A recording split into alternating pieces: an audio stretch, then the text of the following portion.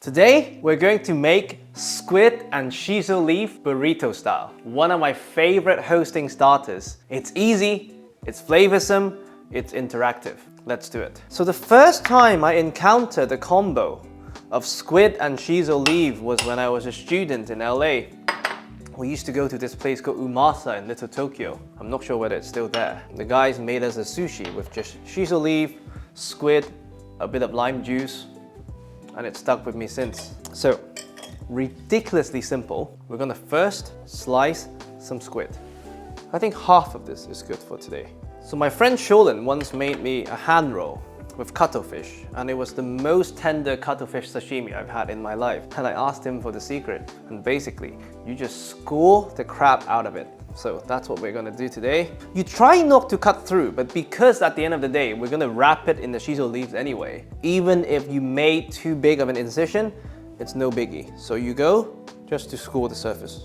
When we started going to Umasa, they had a sushi bar and a real restaurant. And the first time we went, we really wanted hot food, but the queue for the sushi bar was so much shorter. So we took the sushi bar, and the manager basically told us numerous times in no uncertain terms that you cannot order hot food. You cannot order hot food. And months later, when we became regulars, one day after we had way too much sushi to eat, the same manager came to us at the sushi bar and said, "Today, you can have nabayaki udon." It was so nice and he was so polite.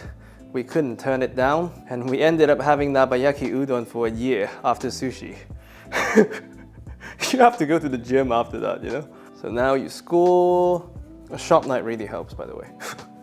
Now, after that, we're gonna make very thin strips.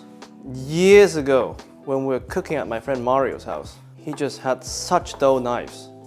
And I was trying to be fancy and make Pia Kaufman's cuttlefish spaghetti, which requires you slicing frozen cuttlefish into spaghetti shape and cooking them as the pasta.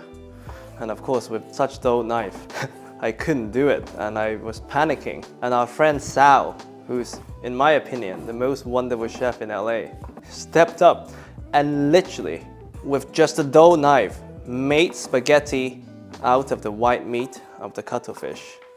And I'm forever grateful for that. As you can see, I'm no Sal.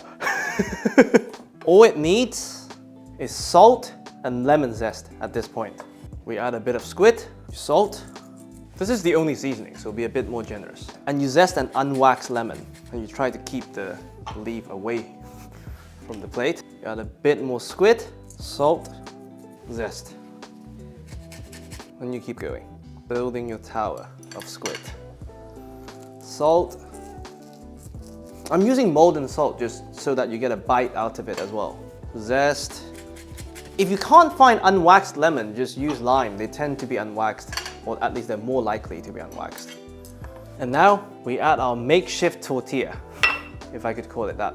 So the middle stem is quite bitter. So normally what I like to do is to slice on either side and ditch the stem. And we fan it out like a beautiful clock. I mean, you don't have to do it one by one, it's just fun for me. Plating has never been a strong suit of mine. You can just invite your guests to wrap the cuttlefish with the shiso leaf. It is really a marriage made in heaven, if I may say so myself. It's not like I came up with it. It's the wonderful people in Little Tokyo at Umasa. Or maybe it's a famous Japanese recipe, I just never heard of it before. We make space, a little salt, table side, just to make it extra fancy. We're gonna put an edible flower for garnish. Completely unnecessary, definitely optional.